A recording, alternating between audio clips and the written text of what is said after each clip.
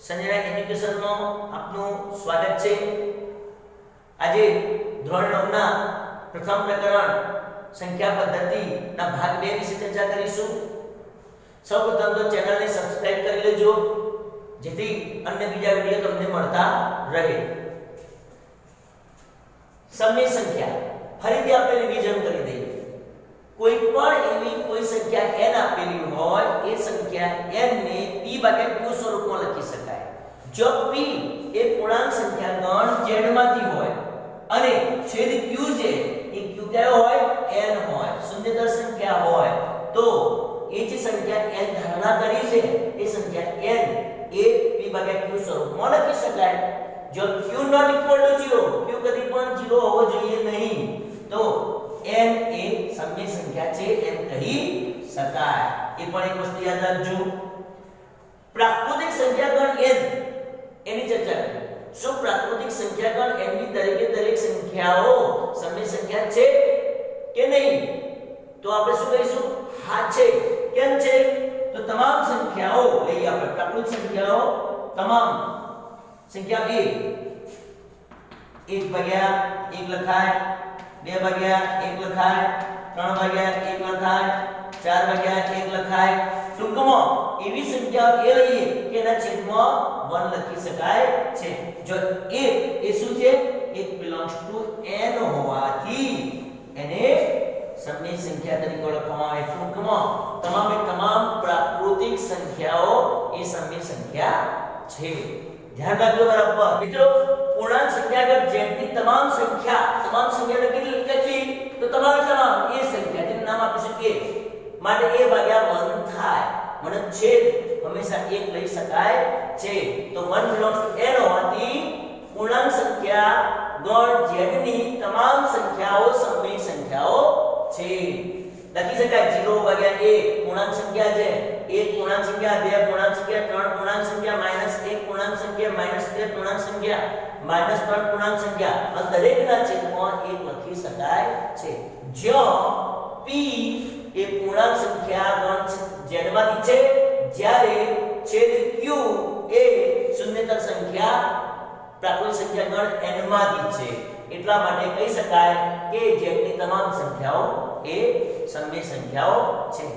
એક ઉદાહરણ આવું પૂછાય શૂન્ય સમય સંખ્યા છે તો આપણે કહી શકીએ છીએ આ નિયમના આધારે કે હા શૂન્ય સમય સંખ્યા છે। શૂન્ય એ p પૂર્ણાંક અને q શૂન્યતર પૂર્ણાંક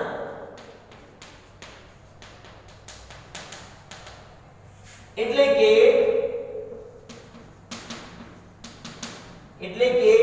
p ભાગ્યા q સ્વરૂપમાં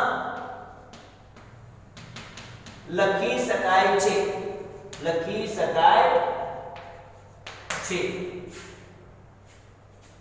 શૂન્ય ભાગ્યા 1 ઇઝ ઇક્વલ ટુ 0 લખાય 0 ભાગ્યા 2 ઇઝ ઇક્વલ ટુ 0 લખાય 0 ભાગ્યા -1 એટલે કે ઋણ પૂર્ણાંક પણ લઈ શકાય। આપણે ધ્યાન રાખજો ઋણ પૂર્ણાંક લઈ શકાય 0 ન લેવાય પણ ઋણ પૂર્ણાંક લઈ શકાય। તો ઇઝ ઇક્વલ ટુ 0 0 ભાગ્યા -2 તો ઇઝ ઇક્વલ ટુ 0 એનો અર્થ એ થયો કે 0 એ સમય સંખ્યા પણ છે અને 0 ને p ભાગ્યા q સ્વરૂપમાં લખી શકાય છે। વિદ્યાર્થી મિત્રો એક બીજા ઉદાહરણ દ્વારા આપણે સમજ મેળવીએ। 3 અને 4 વચ્ચેની 6 સમય સંખ્યાઓ કોઈ પણ બે પૂર્ણ સંખ્યા હોય પૂર્ણાંક સંખ્યા હોય એની વચ્ચે અસંખ્ય સમય સંખ્યાઓ મળે છે પણ આપણે શું કરીએ 3 અને 4 વચ્ચેની 6 સમય સંખ્યાઓ તમે કહો 3 અને 4 વચ્ચે તો કોઈ ના આવે ઘણી બધી સમય સંખ્યાઓ આવશે। કેવી રીતે તો આપણે સમજીએ જુઓ 6 કેટલી સંખ્યા લેવાની છે 6 કેટલી સંખ્યા મેળવવાની સંખ્યા n મેળવવાની n એટલે કેટલી 6 હવે આપણે જાણીએ છીએ કે આ પણ સમય સંખ્યા છે આ પણ સમય સંખ્યા છે આનો છેદ કયો આવશે 3 ભાગ્યા 1 3 ભાગ્યા 1 અને આનો છેદ કયો આવશે 4 ભાગ્યા 1 સમય સંખ્યાઓ મેળવવી 3 અને 4 વચ્ચેની તો અહીંયા શું કરવાનું જે સંખ્યા n છે બરાબર છે 6 આવા આનો છેદ કેવો કરવાનો કેટલી સમય સંખ્યા મેળવવાની છે 6 તો અહીંયા શું કરવાનું n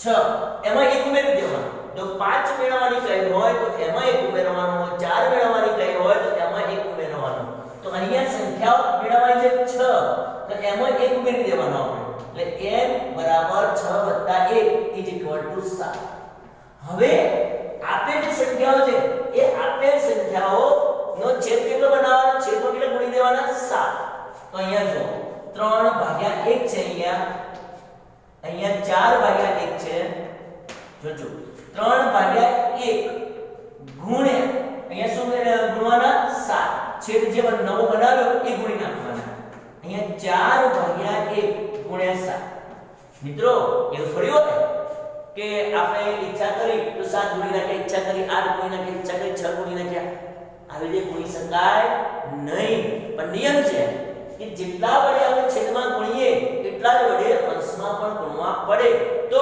એનું અતિસંક્ષિપ્ત રૂપ આપીએ ફરીથી મૂળ સ્વરૂપ આપણને મળી જતું હોય છે તો જેટલી સંખ્યા વડે છેદમાં ગુણતા હોઈએ એટલી જ સંખ્યા વડે અંશમાં પણ ગુણવા પડે તો અતિસંક્ષિપ્ત રૂપ આપતો એનું મૂળ સ્વરૂપ આપણને પાછું મળી જતું હોય છે તો અહીંયા છેદમાં 7 વડે ગુણ્યા ઉપર પણ અંશમાં 7 વડે ગુણી દેવાના તો અહીંયા જો 7 તારીખ 21 ભાગ્યા 7 અહીંયા 28 ભાગ્યા 7 જોઈએ હવે માનો કે આ 3 અને સૌથી મોટી સંખ્યા મેળવી આપણે 21 ભાગ્યા 7 સૌથી નાની સંખ્યા મેળવી 28 ભાગ્યા 7 હવે આનું સાદું બાબત 7 તારીખ 21 3 આવી ગયા આનું સાદું બાબત 28 ભાગ્યા 7 7 ચોક 4 આવી ગયા તો મૂળ સંખ્યા આપણને મળી 3 અને 4 હવે આની વચ્ચેની સંખ્યાઓ કઈ તો 21 પછીની આવશે 22 ભાગ્યા 7 23 ભાગ્યા 7 24 ભાગ્યા 7 25 ભાગ્યા 7 26 ભાગ્યા 7 27 ભાગ્યા 7 તો 21 ભાગ્યા 7 અને 28 ભાગ્યા 7 વચ્ચેની આપણે કેટલી સંખ્યા મેળવવાની હતી 6 તો જો 1 2 3 4 5 અને 6 તો માગેલ સમય સંખ્યા કઈ થશે 22 ભાગ્યા 7 23 ભાગ્યા 7 24 ભાગ્યા 7 25 ભાગ્યા 7 26 ભાગ્યા 7 27 ભાગ્યા 7 તો આ રીતે આપણને 6 સમય સંખ્યાઓ મળશે સમજી ગયા મિત્રો હવે આપણે બીજું ઉદાહરણ લઈએ 3 ભાગ્યા 5 અને 4 ભાગ્યા 5 વચ્ચેની 5 સમય સંખ્યા લખો સેમ આ રીતે છેદ આપણે સરખો કરવાનો છે તો કેટલી સમય સંખ્યા મેળવવાની 5 તો સંખ્યા n બરાબર 5 હવે n માં કેટલા ઉમેરવાના આપણે 5 મેળવીએ છીએ એટલે 5 માં 1 ઉમેરી દઈશું 5 1 બરાબર 6 હવે આપણે અહીંયા પહેલો પદ એટલે કે 3 ભાગ્યા 5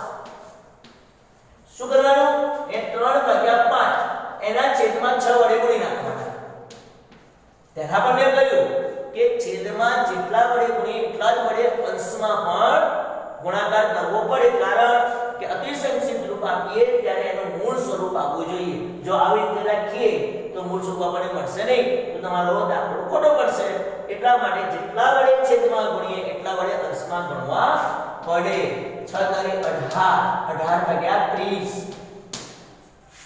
એ રીતે 4 ભાગ્યા 5 બરાબર 4 ગુણ્યા 6 5 ગુણ્યા 6 4 6 24 ભાગ્યા 30 18 ભાગ્યા 30 24 ભાગ્યા 30 જોઈ લઈએ આપણે 18 ભાગ્યા 30 24 ભાગ્યા 30 આનું સાદું રૂપ આપશો ને તમને અહીંયા મળશે 3 ભાગ્યા 5 અતિસંક્ષિપ્ત રૂપ અને અહીંયા મળશે તમને 4 ભાગ્યા 5 અને એની વચ્ચેની 6 સમય સંખ્યાઓ 19 ભાગ્યા 30, 20 ભાગ્યા 30, 21 ભાગ્યા 30, 22 ભાગ્યા 30, 23 ભાગ્યા 30. તો 3 ભાગ્યા 5 અને 4 ભાગ્યા 5 વચ્ચેની 5 સમય સંખ્યાઓ કઈ થશે? તો 5 સમય સંખ્યાઓ માગીલ 5 સમય સંખ્યાઓ કઈ કઈ થશે? 19 ભાગ્યા 30, 20 ભાગ્યા 30, 21 ભાગ્યા 30, 22 ભાગ્યા 30 અને 23 ભાગ્યા 30. તો આ રીતે મિત્રો તમે અન્ય આ કેટલાય ઉદાહરણ ગણી શકો છો. મિત્રો વિડિયો શક્ય એટલા તમામ વિદ્યાર્થીઓને શેર કરજો, લાઈક કરજો અને ખાસ સબસ્ક્રાઇબ કરવાનું ભૂલતા નહીં.